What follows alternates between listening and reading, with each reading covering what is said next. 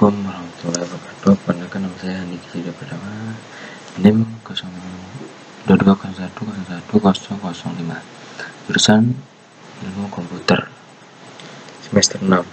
Ya, kali ini saya akan melakukan untuk mengajarkan cara menggunakan volume untuk menyiapkan data secara persisting pada aplikasi URL shooter berbasis kontainer. Aplikasi ini terdiri dari 3 kontainer: database, PostgreSQL, backend, Node.js, API, dan frontend web app.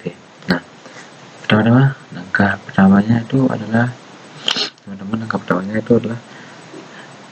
menyiapkan lab environment. Atau login sebagai user student di Workstation. Jalankan perintah berikut untuk menyiapkan lab start ini. Oke. Lama-lama kita demonstrasikan. Oke. Kalau ada tanda silang sini dengan garis gitu, tolong hilangkan. Misalkan gini, hilangkan gini. Oke. Ya, bisa di copy paste. Lama nih bang, aduh, tunggu aja ya.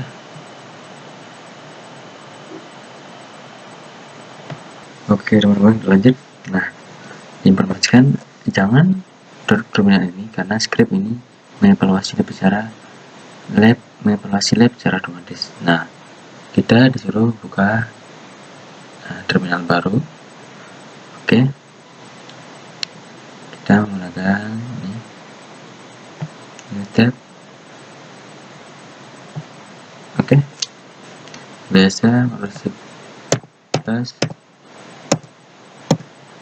Nah, itu kita disuruh membuat create nama volume. Kita disuruh buat volume dengan nama PostgreSQL.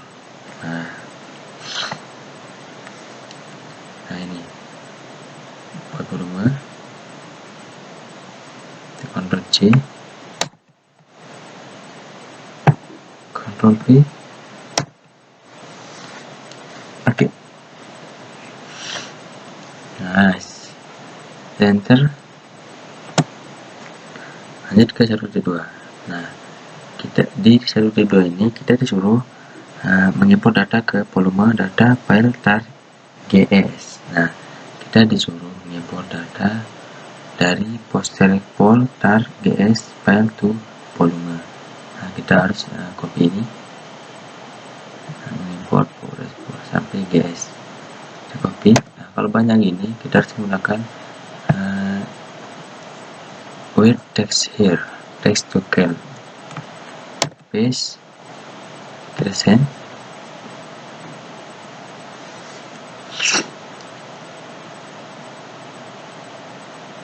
Oke, enter. Nah, kita lanjut ke langkah kedua.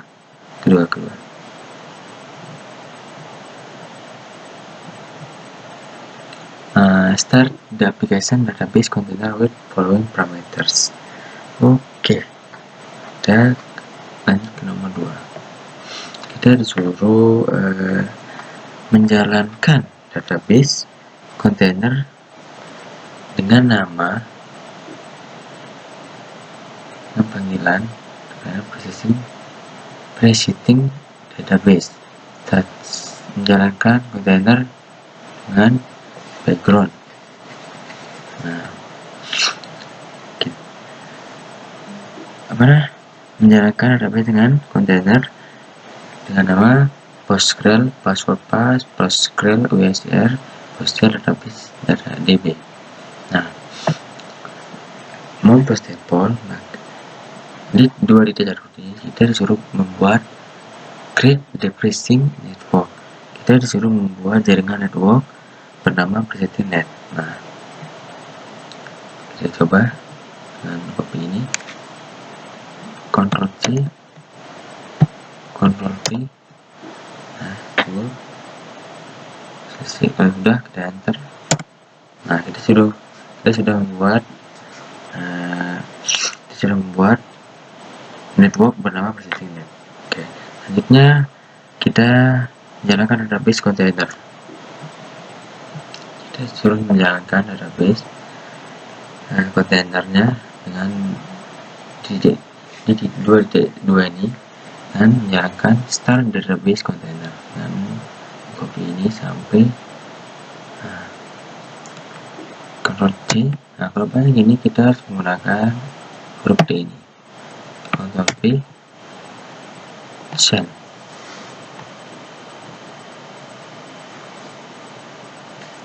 Nah, penjelasannya itu environment variable digunakan oleh PostgreSQL dan volume PostgreSQL dimount ke var lib SQL data di dalam kurung direktori data PostgreSQL.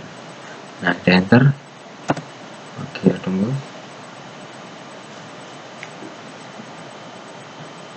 Nah, langkah ketiga. Langkah ketiga ini menjalankan the backend with the following parameters. Nah, di langkah ketiga ini kita menjalankan backend container dengan perintah present backend, start in background biasa. Nah, penjelasan itu DB host menunjukkan ke nama kontainer database persistent DB. Nah, port 8080 diekspos ke host untuk akses APL. Nah, kita demonstrasikan. Copy, gunakan ini, copy paste, send.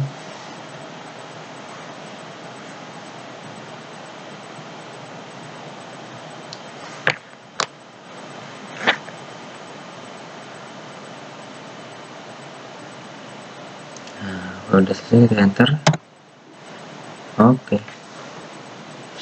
Langkah keempat, langkah terakhir itu kita disuruh menjalankan front end with the following parameters. Front end container, dan front end akan mengarahkan permintaan dari localhost 3000 ke backend pada persisting backend 8080. Nah, kita coba. Kita suruh menjalankan front end container. Kita copy seperti biasa, copy paste, send.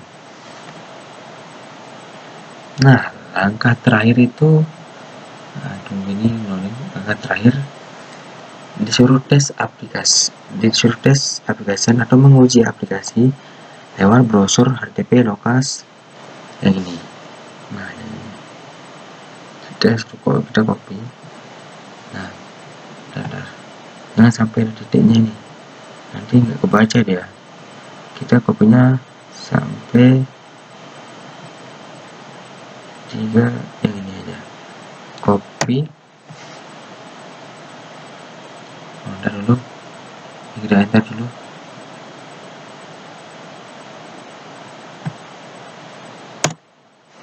Oke. Nah, menguji itu jika berhasil, maka akan muncul pesan data import has been successful. Kita lihat, kita disuruh buka Firefox namanya yang ini. Oke. Tunggu dulu. Nah, kalau udah langsung aja, nggak usah lama-lama, Ctrl P langsung. Oke, kita enter. Nah, sukses. Tuh ya, tuh kan, bener kan? Oke, lanjut.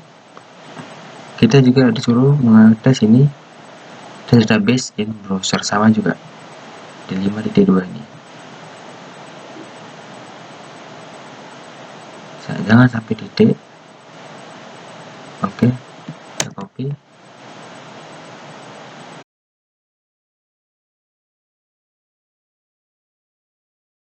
kita sudah buat tab baru. Oke, Ctrl V langsung.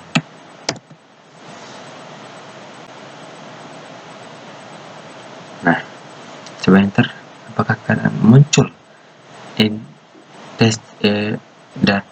yang dites dan data import by navigation tool. Kita enter, data import has been successful.